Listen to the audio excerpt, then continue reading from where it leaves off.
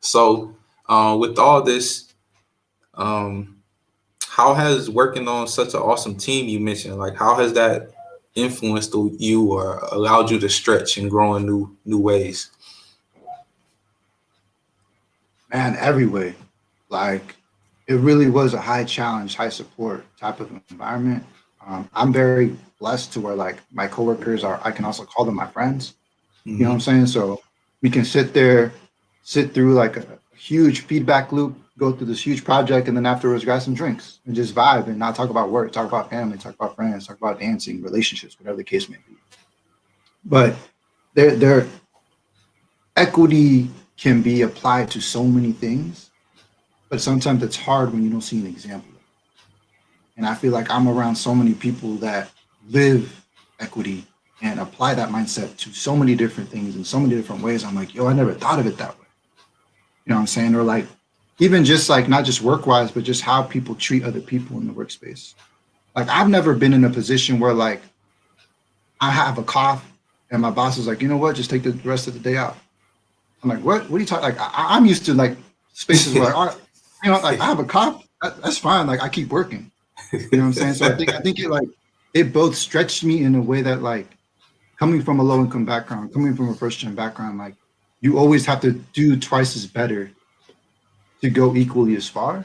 So it's almost Hmm. like, look, we recognize you're brilliant. We recognize that's why we brought you on this team. Like it's okay. You can relax a little bit.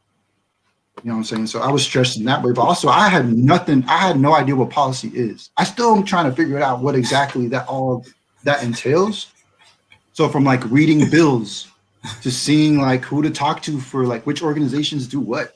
You know, who are the leading people, so to speak, in affordability and Pell Grants and incarcerated individuals, you know, and undocumented students and free college, you know, all of that I like literally learned by trial and error and also through the people around me. Like they were so open to all my questions.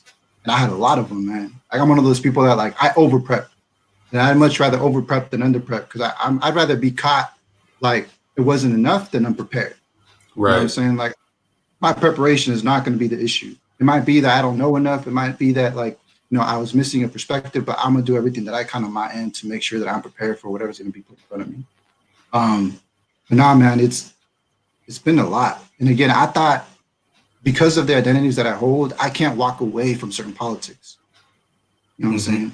Politics follow me wherever I go. From English not being my first language to my income background to my race, whatever the case may be. So it's really dope to be in a space where people understand that. You know, I don't got to explain implicit bias. I don't got to explain racism. I don't got to explain white supremacy. People just understand it, and we can move forward from there.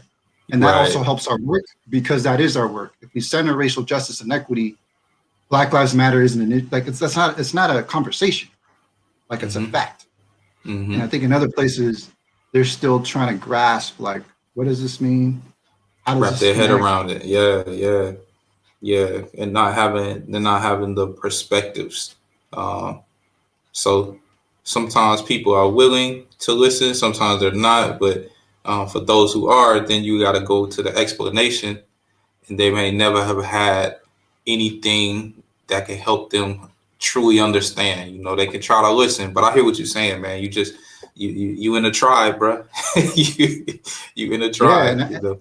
and I think to follow up with them, man, I'm really grateful that in this position I've been able to coalesce like my personal experiences as a first generation low income bilingual student, like my professional experiences as a college advisor with that same population, and now like all these questions that I have.